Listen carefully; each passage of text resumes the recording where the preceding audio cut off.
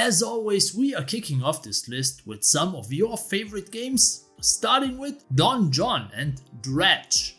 Dredge is a single-player fishing adventure with a sinister undercurrent. We go fishing, sell our catch, upgrade our boat, and stumble upon some long-buried secrets. I haven't played it yet, but this seems to be a small fishing game that is over before you know it, paired with some Lovecraftian horror. I'm always down for some creepy stuff, as you will learn later in this video. The second recommendation comes from Nexocube with Stray. This is a small indie game where we play as a cat in a cyberpunk world. It seems to be a mix of platforming, puzzles and walking sim, and if I can grab it on a sale, I might give it a try. And with that said, hey yo guys, how are you doing? We all know our Resident Evil 4s and Counter-Strike 2s, but today we are going to take a look at 10 plus underrated indie games that deserve your attention. And you guys know the drill. Grab yourself some pizza, kick back and make yourself comfortable, and let's get the kick out of gaming.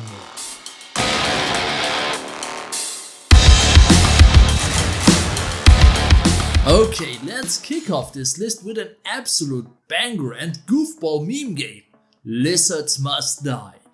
When I was browsing the Steam store, I stumbled upon this weirdly intriguing game that had me hooked with its nice cover art and fun looking gameplay videos. And yeah, after booting it up, it is exactly that, an insanely unpolished work of art.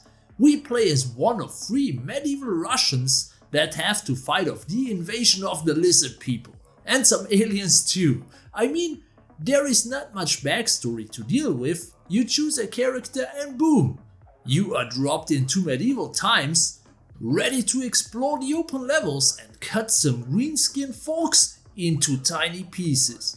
To be honest, the gameplay is pretty jank, but in a fun way. Reptile goons flying all over the place when you hit them right, and most of the time it's just an insane mess. And all that while some of the wildest underground funk techno music is playing. It's kind of hard to explain the appeal of this game without playing it, but it takes me back to the good old early days of the internet, where you could find a random flash game that made absolutely no sense, but you had a ton of fun playing it. And in essence, this is Lizards Must Die. I would say you can get a few hours of mindless entertainment out of this game. It's easy pick up and play nonsense with over the top ragdoll physics.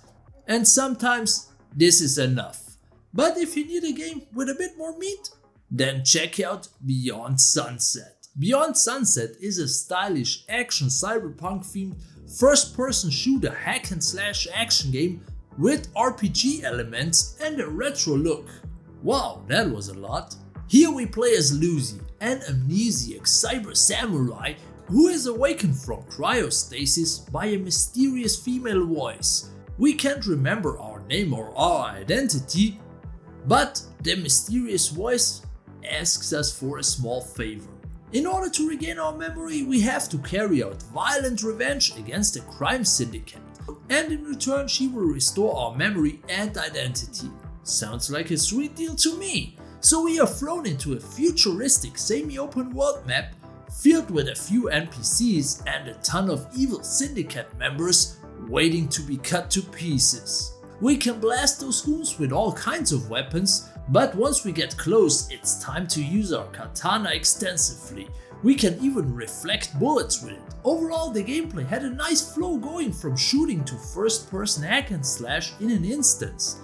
There is a general hub area where we can interact with NPCs, learn more about the world and get our missions. The cyberpunk setting is really well done and I had a great time exploring the levels without ever feeling lost. And Beyond Sunset really hit those retro vibes just right. I think it's even made from an upgraded version of the OG Doom engine. And if that's true, that's freaking amazing. The one thing that did put me off a bit was after playing the first episode or first couple of levels and coming to the Evil HQ, the gameplay and enemy design changed drastically and not to my liking. And at the end of the game, it became a horde mode style game. Some might like that, but for me the first few areas of this game were perfectly fine. But that's just my taste and it's a minor flaw overall. I have to say I had a blast with the game. The gameplay is fluid and fun, and I'm a sucker for well thought out cyberpunk games with a great synth soundtrack. So if this sounds like your kind of thing, then check out Beyond Sunset. And if you still haven't had enough cyberpunk gameplay yet, then check out Deadlink.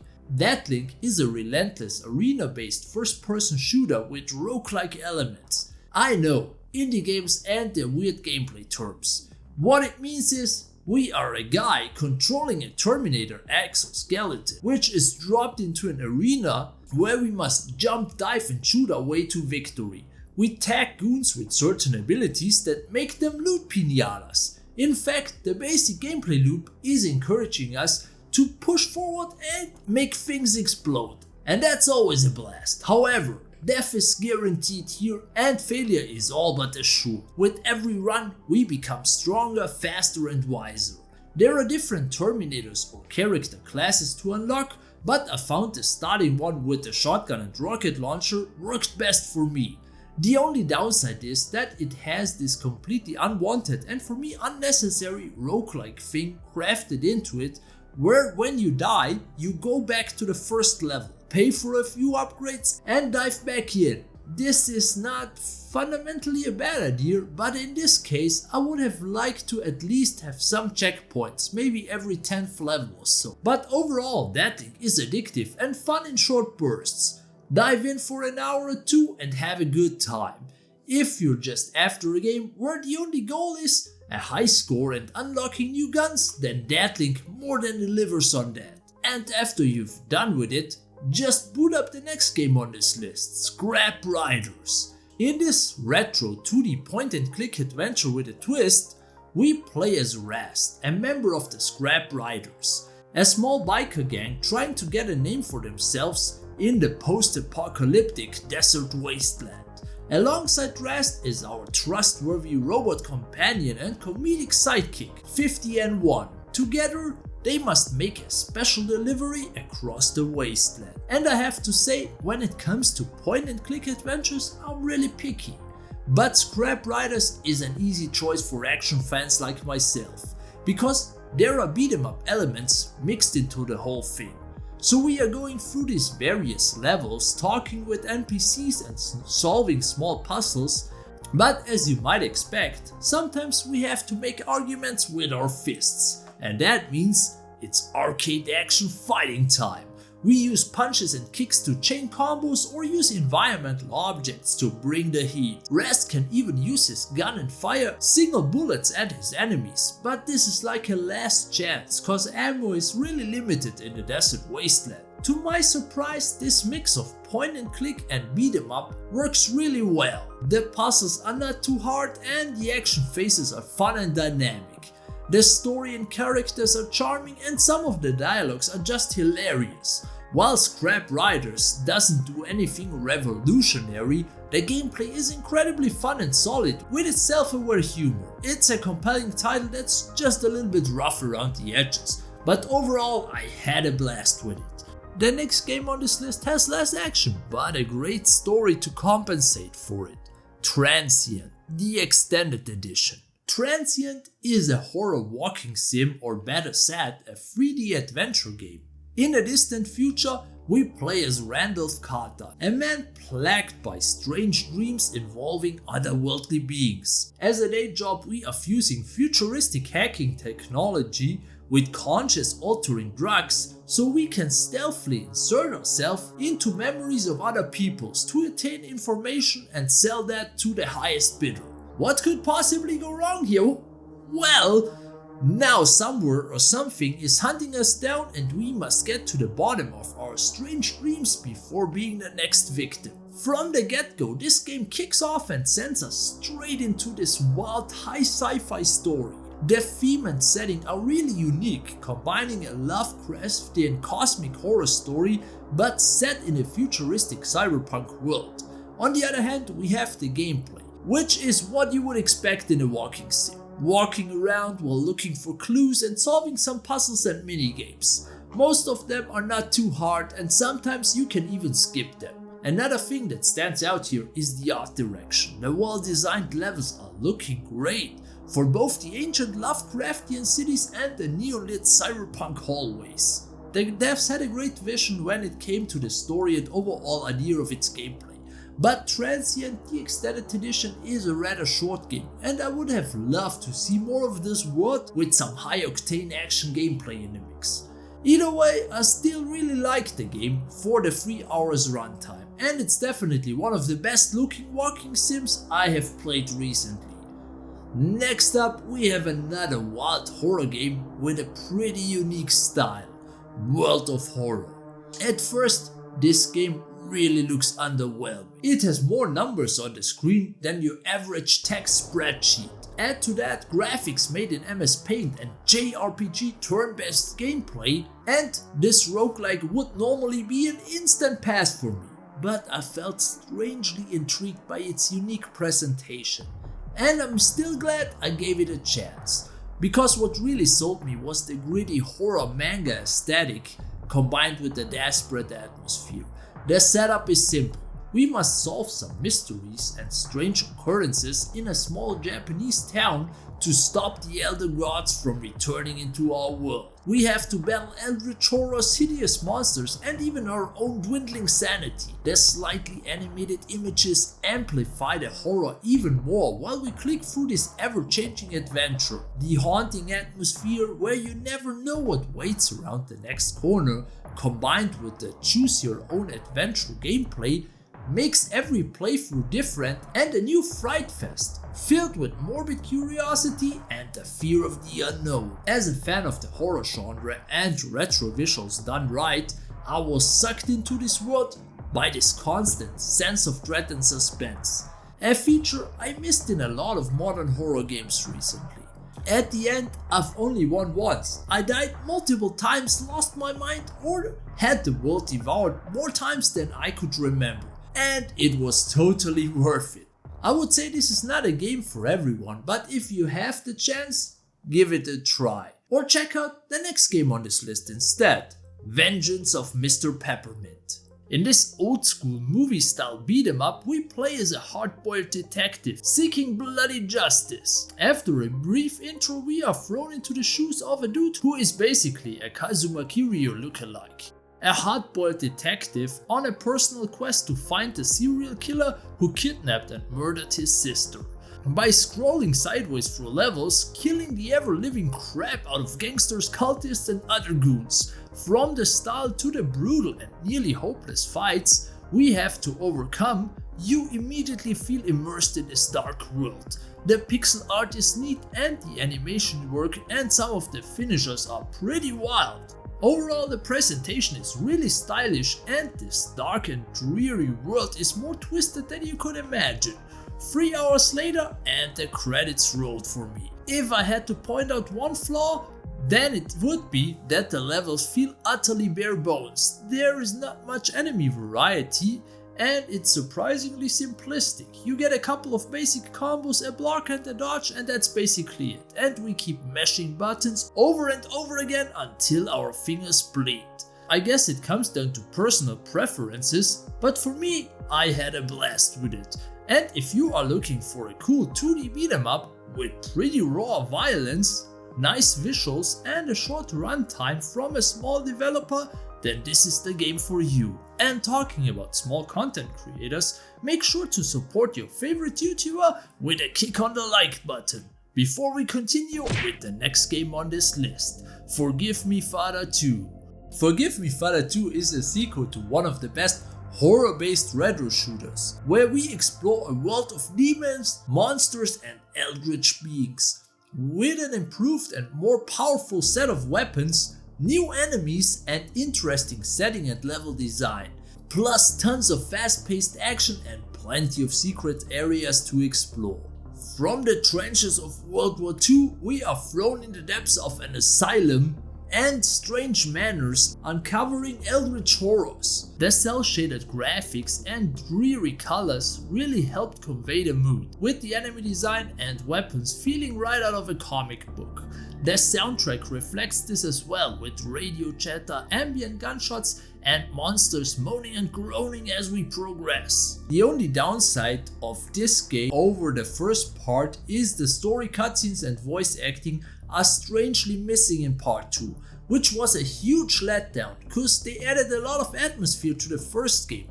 But since this game is still in early access, the devs might hopefully add them later on. Forgive Me Father 2 is a solid follow-up. Whether you're a fan of horror games or just looking for a thrilling and spooky shooter experience, this game will keep you on the edge of your seat. Highly recommended if you enjoy some classic 3D shooter action. And if that's your thing, then the next game on this list might be worth checking out too. Incision, another game I stumbled upon by accident. The promotional image looked dope as hell and the gameplay trailers were pretty promising, so I decided to give it a try. And man, did it make a great first impression. A straightforward retro shooter with a very unique aesthetic. It did pass the gkick vibe check with ease. Not only does it play super smooth and fast, it also has the right weight and feel to its gameplay and gunplay. And the setting was pretty unique. An industrial world beset by flesh, metal and unknowable eldritch abominations. It creates an eerie feeling of an unknown sci-fi world that I want to know more about, and it just oozes atmosphere.